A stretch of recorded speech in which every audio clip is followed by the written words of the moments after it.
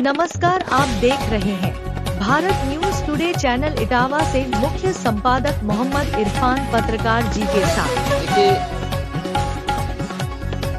Kolkata high court ने OBC आरक्षण नहीं बल्कि मुस्लिम आरक्षण को लेकर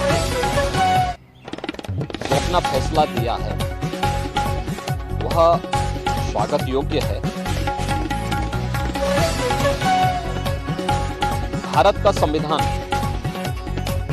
धर्म के आधार पर आरक्षण की अनुमति नहीं देता।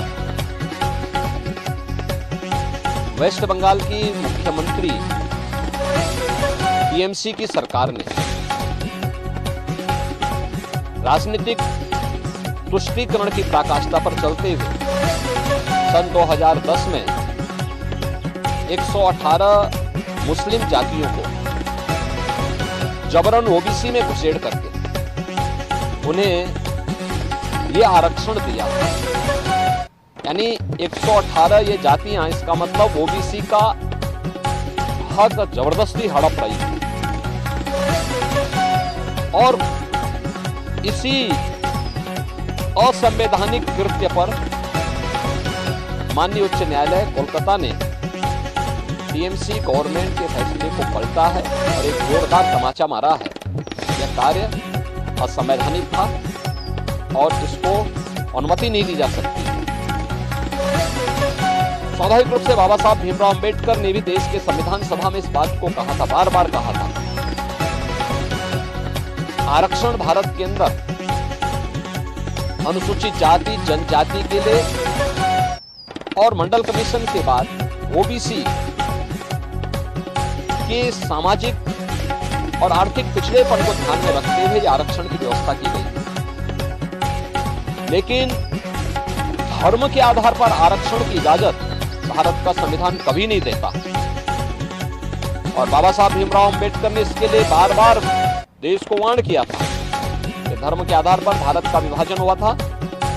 हमें फिर से कोई ऐसी स्थिति नहीं पैदा करनी चाहिए जो देश को विभाजन की ओर धकेले। और मुझे लगता है कि यह फैसला एक नजीर बनना चाहिए। यह फैसला जो कर्नाटक के अंदर कांग्रेस की सरकार ने ओबीसी के अधिकार पर इसी प्रकार की सेंधमारी करते हुए मुसलमानों को आरक्षण देने का काम किया है। और कांग्रेस की सरकार ने आंध्र प्रदेश के अंदर भी इस प्रकार की शरारत की थी।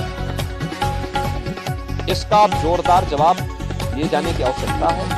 और मुझे लगता है कि किसी भी प्रकार के उस कार्य को जो असंवैधानिक हो, भारत के विभाजन की आधारशिला रखने वाला हो, भारत को कमजोर करने वाला हो, उसको कतई स्वीकार नहीं किया जाना चाहिए।